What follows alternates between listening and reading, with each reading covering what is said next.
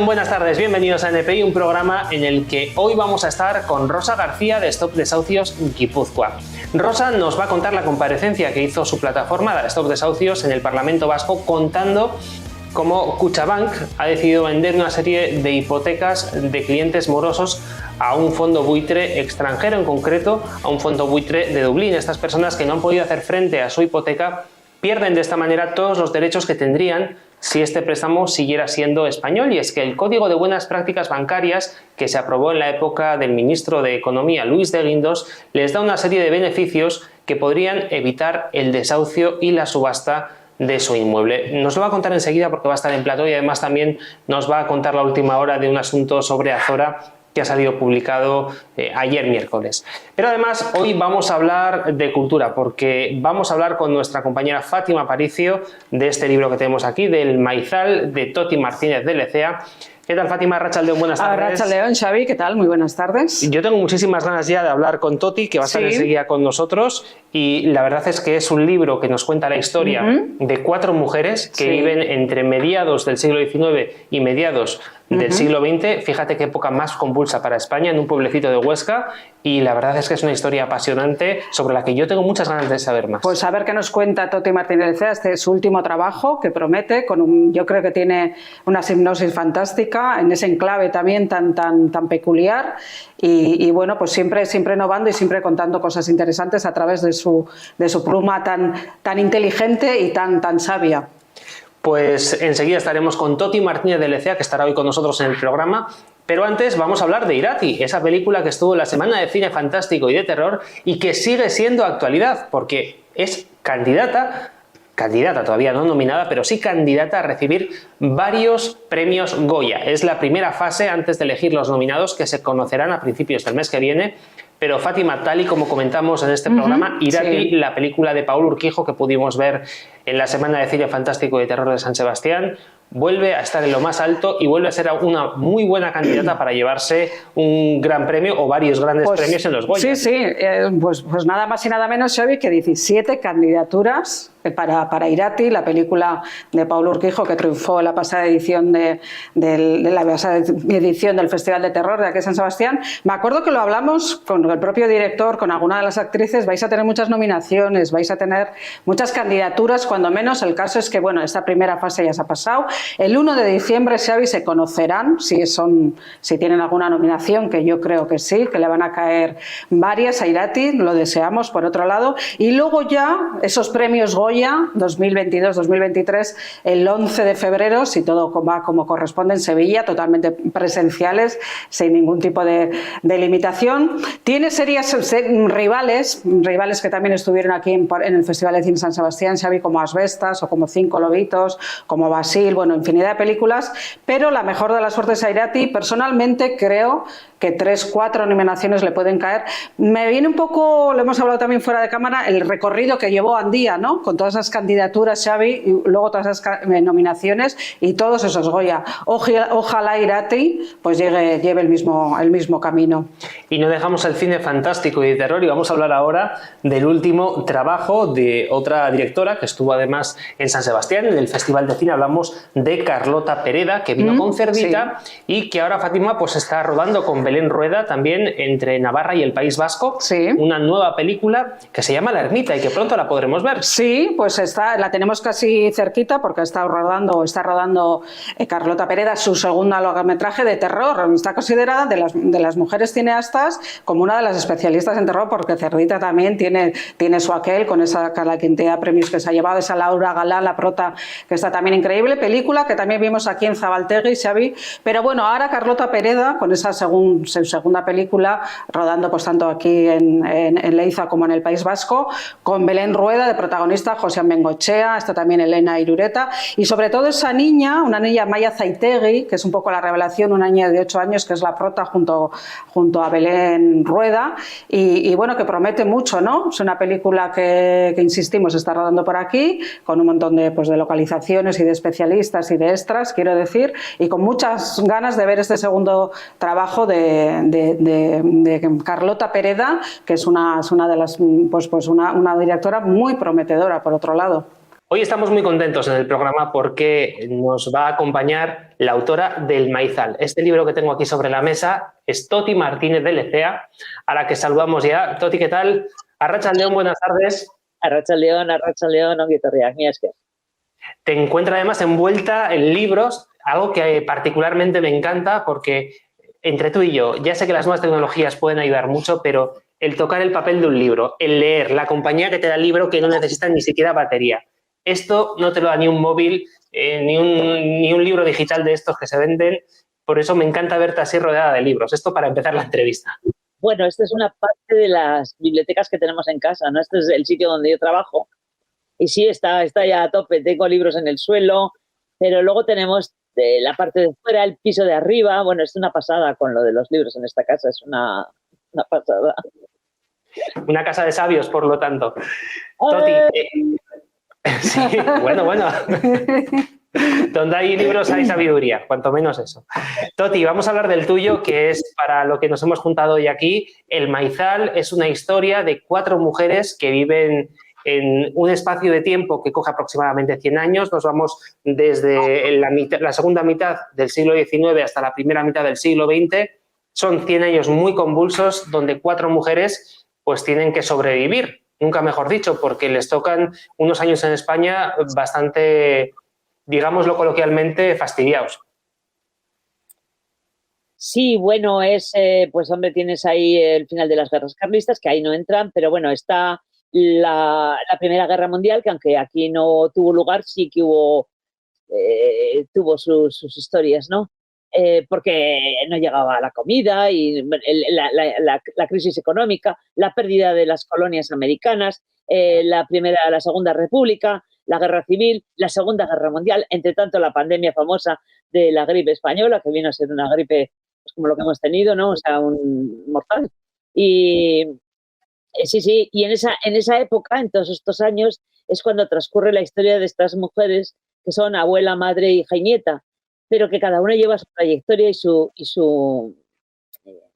lo que le toca pasar, ¿no? Porque además es que no es solamente contar lo que pasa alrededor, sino lo que les pasa a ellas, ¿no?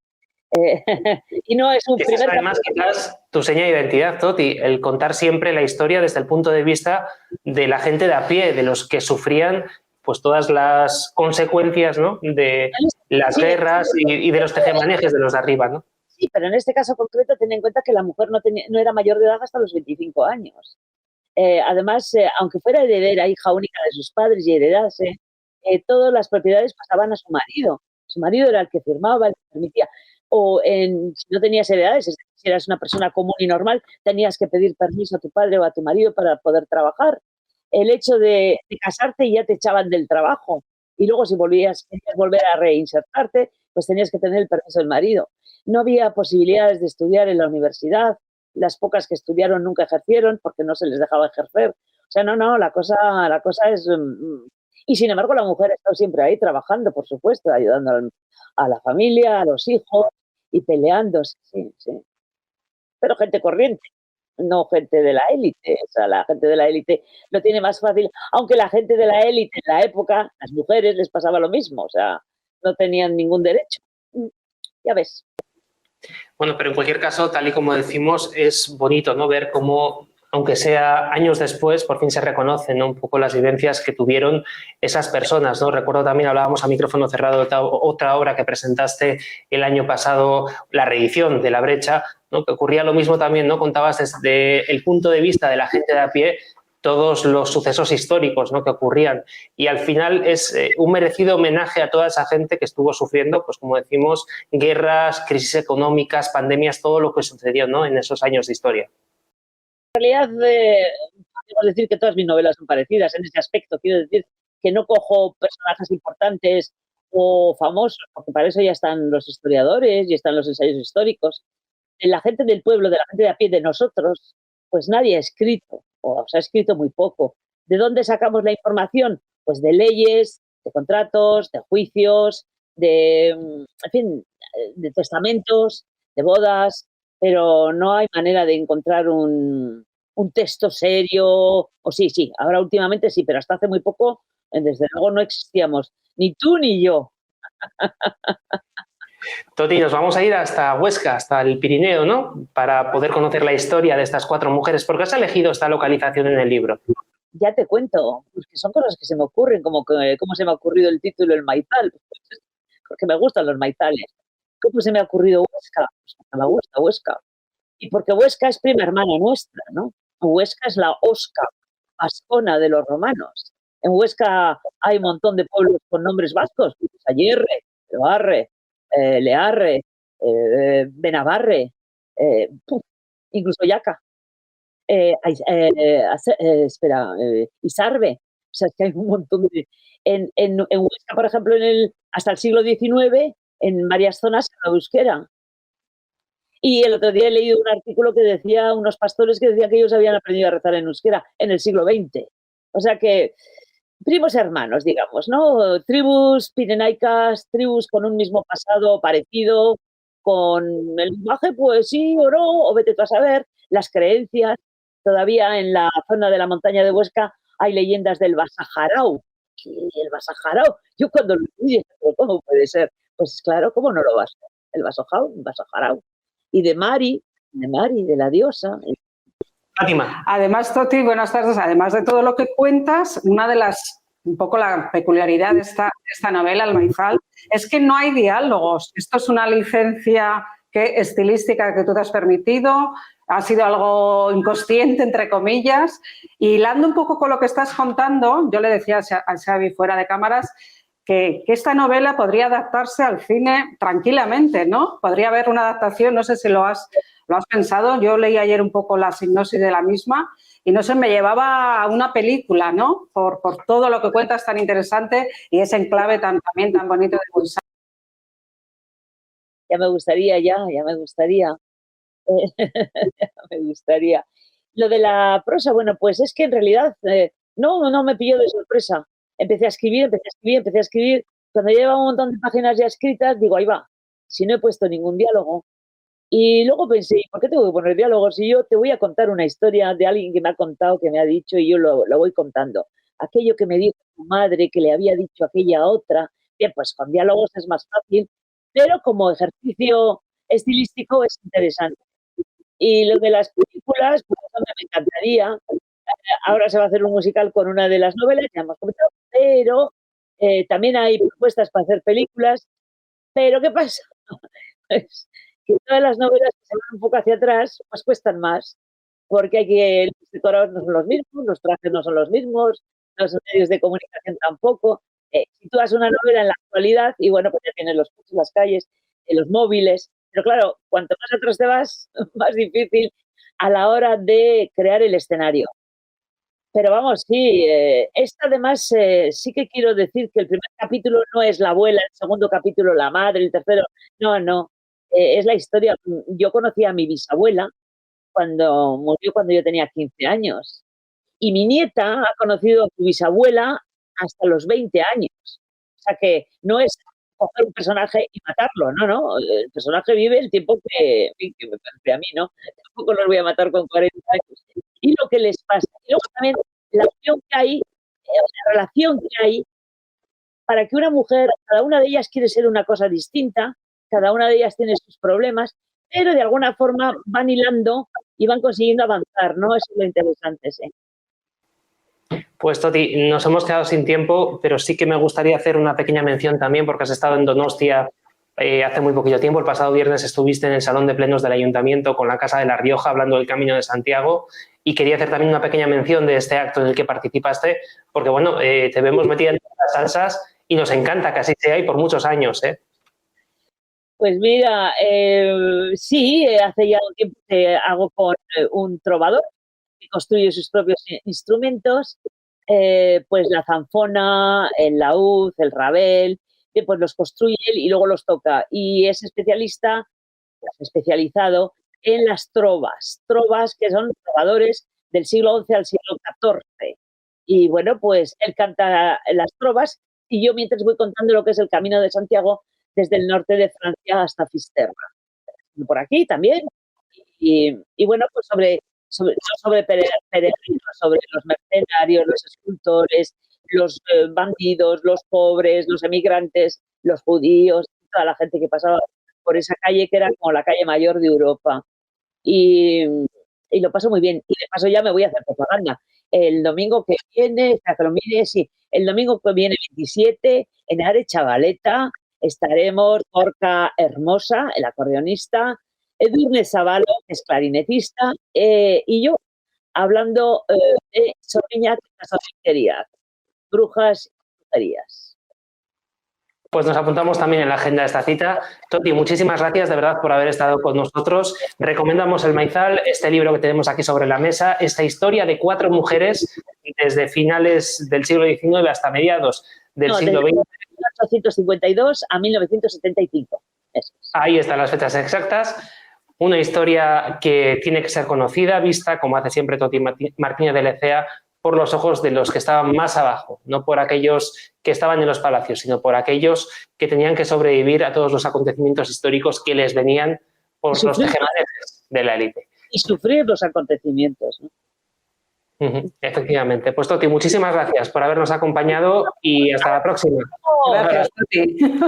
Qué maravilla, Toti Martínez de Lecea, qué maravilla este libro, El Maizal, por favor, recomendable. Un muy buen regalo para las Navidades ahora que se acercan. El Maizal, esa historia de 4 mujeres que nos llevan a un pasado muy oscuro en la historia de España y además desde los ojos de aquellas personas que más sufrieron todos los acontecimientos históricos que tuvo que sufrir nuestra querida España. En fin, yo me despido ya de nuestra compañera Fátima Aparicio. Fátima, gracias por haber estado con nosotros. Gracias, un placer hablar con Toti, nos ha dejado fascinado y hablando de cine, de Carlota, de La Ermita, de Leiza, pues qué mejor también este Maizal que se lleve al cine y ojalá una adaptación cinematográfica de esta obra de Toti.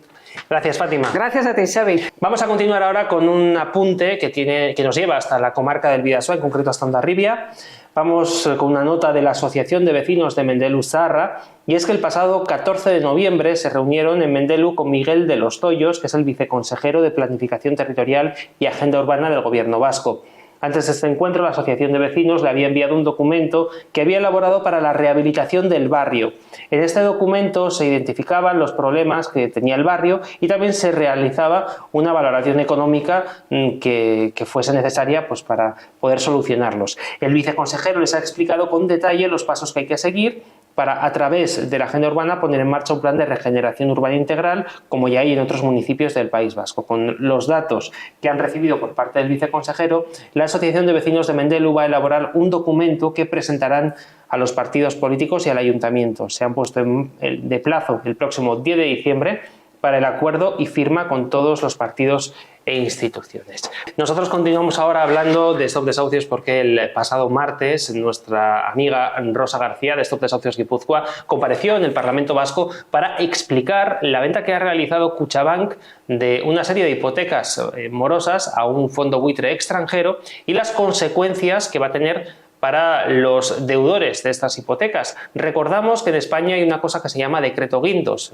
el Código de Buenas Prácticas Bancarias, un código que le da una serie de beneficios a aquellas personas que no pueden hacer frente a las cuotas de su hipoteca.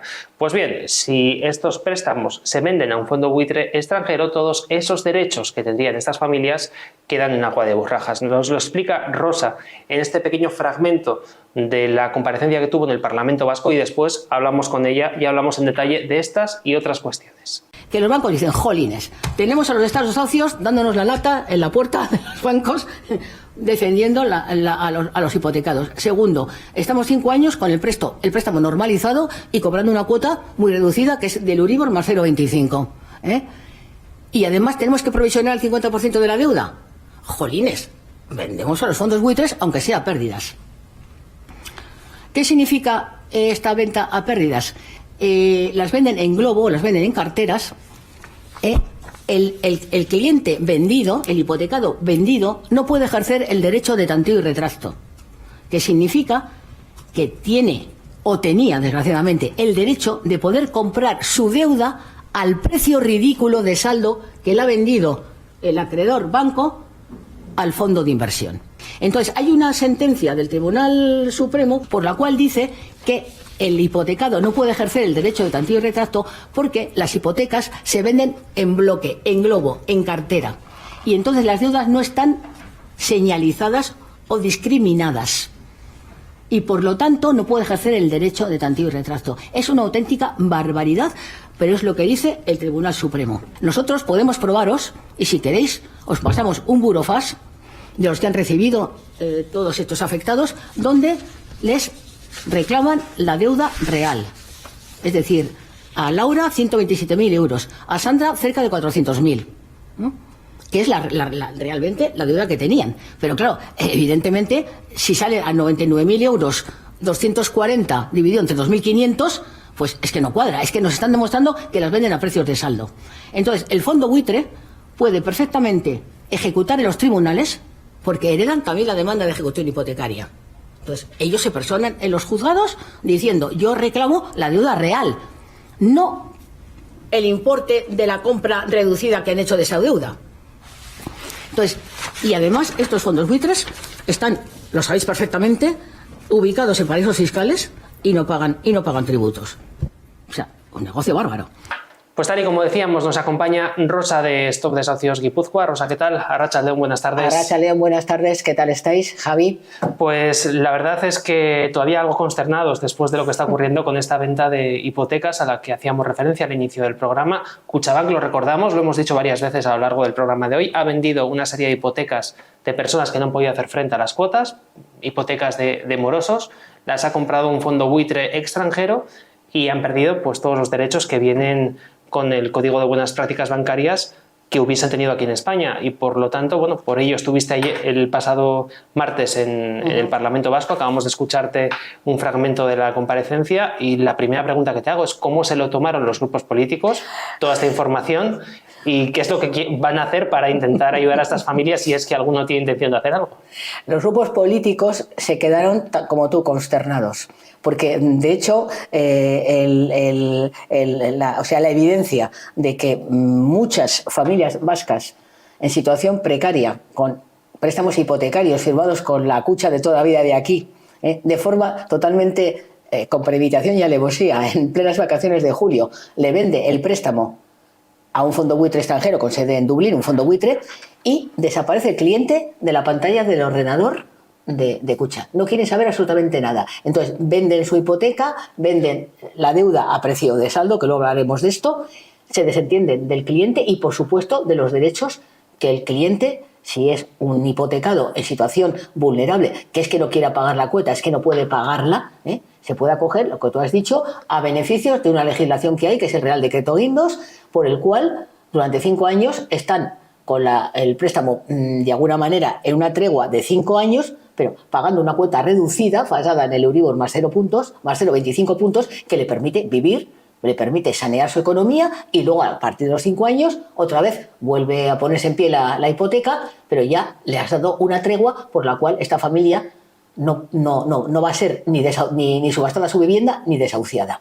Este Código de Buenas Prácticas Bancarias, que habla de la resolución de las deudas mediante una carencia de 5 años o una dación en pago con alquiler social, en el momento que el préstamo ha sido comprado por un fondo buitre, el fondo buitre no tiene ninguna obligación de aplicar estas medidas para salvar las viviendas de estas familias hipotecadas vascas, sino que él puede perfectamente, en la más absoluta impunidad, ejecutar las demandas, subastar la vivienda y posteriormente desahuciarlos. Además, lo grave, y fíjate, lo decías en este pequeño fragmento que hemos visto de tu comparecencia, es que el fondo buitre lo ha comprado a un precio muy reducido, es decir, no lo ha comprado pagando la totalidad de la deuda, ha comprado a un precio mucho más bajo todo este paquete, ¿no?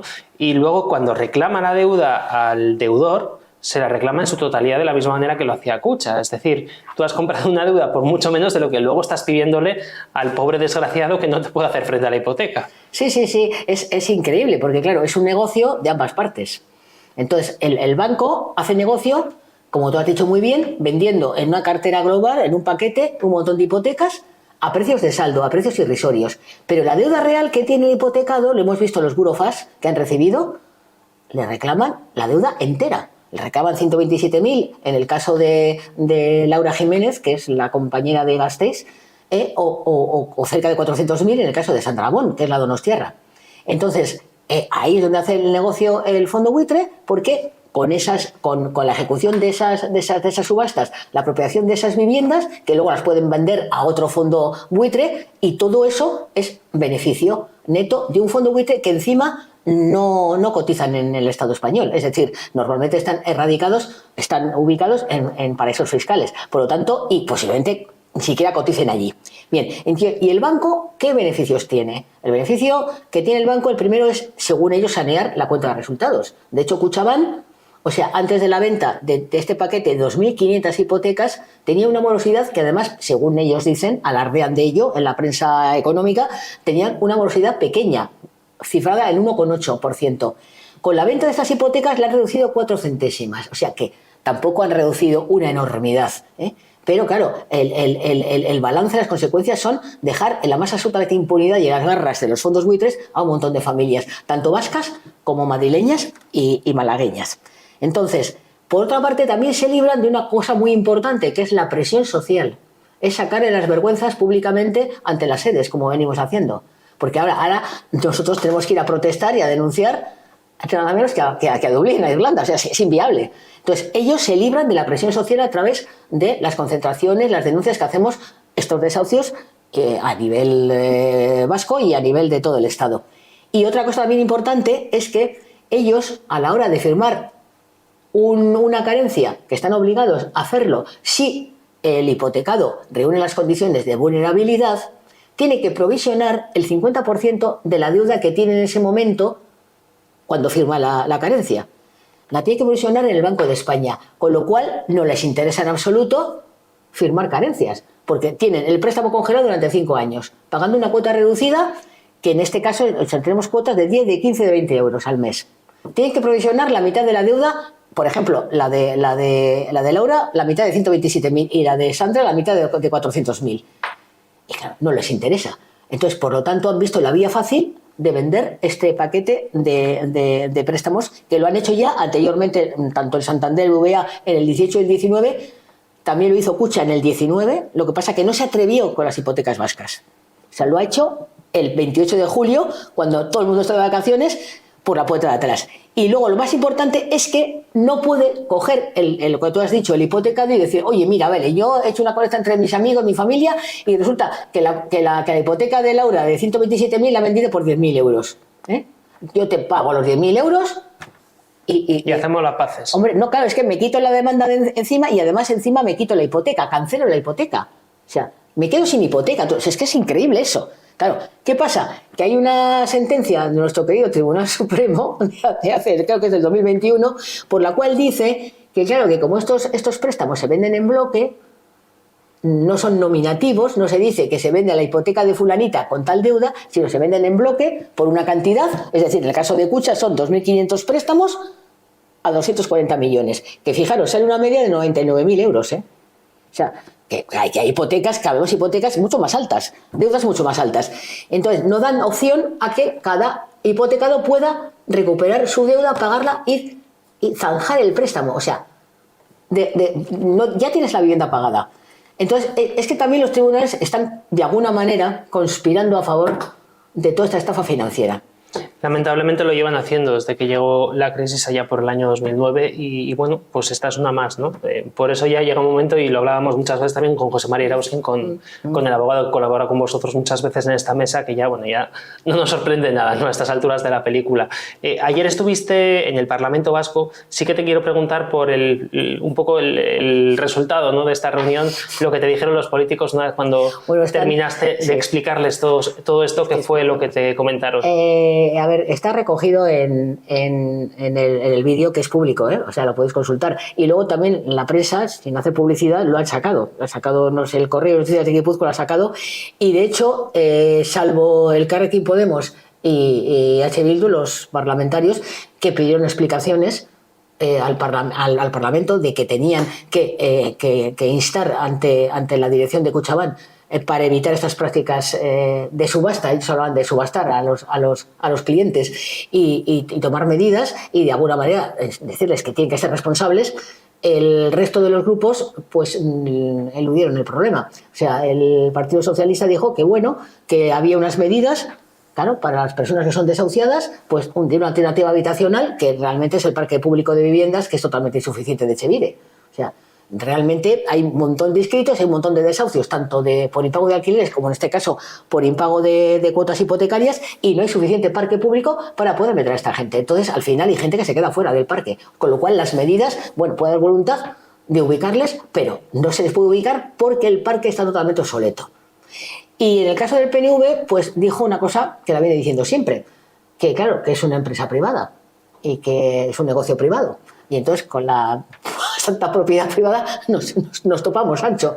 Y que bien, y de alguna manera lo que dijo es que bueno, pues que iban a intentar a ver que se podía reconducir y claro, y decirles que hay familias que están pasándolo muy mal, que se hacían eco y que se solidarizaban con el drama social tanto de Laura como de Sandra. Bueno, pues estupendamente, bueno, es un drama, pero poco más. Entonces, lo que esperamos, y que con de alguna manera el impacto mediático que está teniendo a través de tu programa y de otros, de que al final la oposición haga un planteamiento para que el Parlamento Vasco actúe de cara a Kutxabank en función de esta comparecencia, que creo que ha servido de mucho, porque, Xavi, hay otro paquete de hipotecas morosas en ciernes para venderlas, que se llama el proyecto Lezama.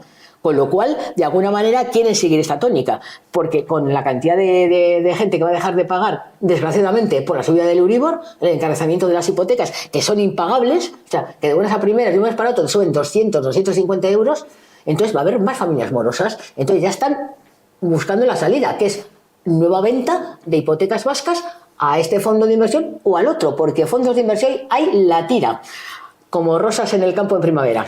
Rosa, no nos queda mucho tiempo, pero sí que quiero preguntarte sobre la cuestión de los vecinos de Azora, porque lo cierto es que hemos tenido un comunicado que publicasteis ayer miércoles que tiene que ver pues, con una serie de burofax que están recibiendo los vecinos que viven en estas viviendas de Azora. Cuéntanos cuál es la última hora, qué es lo que encontramos en este comunicado.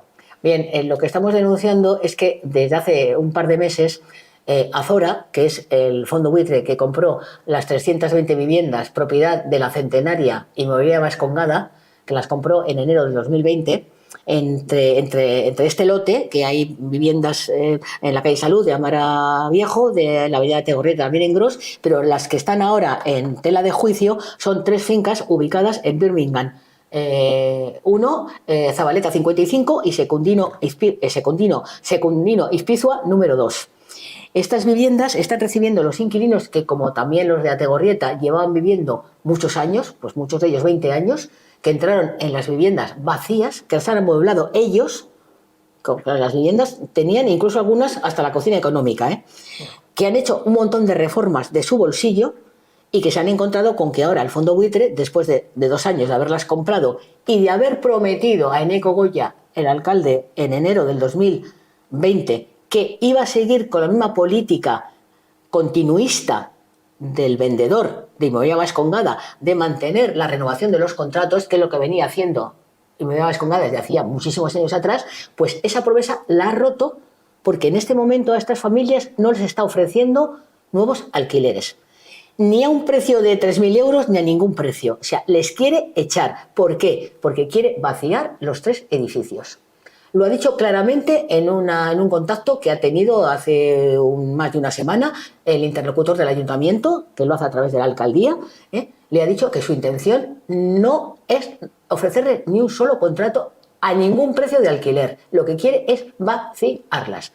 Y quiere vaciarlas porque hay un negocio especulativo en ciernes. Y el modus operandi, ¿sabe?, de este tipo de fondos buitres es que ellos compran activos y luego los venden a un precio superior, y entre venta y venta pues hacen el agosto y hacen el negocio. ¿Por qué? Porque estas familias ya están pagando rentas importantes, rentas muy por encima de la media de Gros. Están pagando por este tipo de viviendas vacías que las han reformado ellos en rentas entre 1.300, 1.400, 1.800 euros.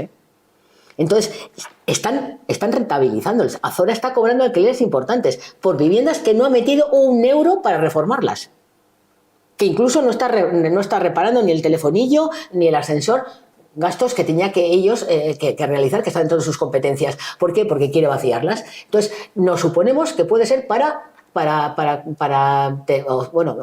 vaciarlas, reformarlas, montar viviendas de lujo que las puede vender o las puede alquilar y a vender a otro fondo buitre y ahí obtener pingües beneficios.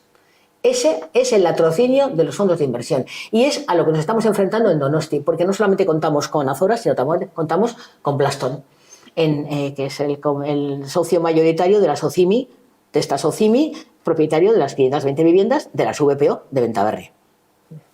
Pues así está el patio, Rosa. Seguiremos hablando de la cuestión de Azora porque va a traer mucha cola en los próximos días. Sí. La próxima semana ya sacaremos lo que se ha decidido en las reuniones de los vecinos, sacaremos pues más iniciativas y movilizaciones, porque lo que tienen muy claro es que ellos no se van a marchar de las viviendas. Es su hogar de hace 20 años y no van a permitir que les desaloje un fondo buitre. Y ante esta situación van a emplazar al ayuntamiento, al ayuntamiento, porque no puede permitir el ayuntamiento, y el ayuntamiento, estoy hablando de todos los grupos municipales, no puede permitir, o sea, que Donosti sea el que tenga más hoteles por metro cuadrado, más que Madrid y Barcelona, por metro cuadrado, que no somos pequeñitos, apartoteles, o sea, pisos turísticos individuales, o sea, y ahora lo que nos faltaba, viviendas de lujo. O sea, no se puede, no podemos permitirlo, está clarísimo. Rosa, muchísimas gracias por habernos acompañado y además es un día que tienes mucho trabajo, así que te agradecemos el ratito que nos has dedicado. No, con mucho gusto. Ya sabes que aquí estamos yo estoy como en mi casa, como si estuviéramos reunidos en la plataforma. En cualquier caso, de bien nacidos es ser agradecidos, así que gracias, Rosa, por haber estado con nosotros. Gracias, amor. Vale. Nosotros nos despedimos hasta la semana que viene. Volvemos dentro de 7 días con más actualidad aquí.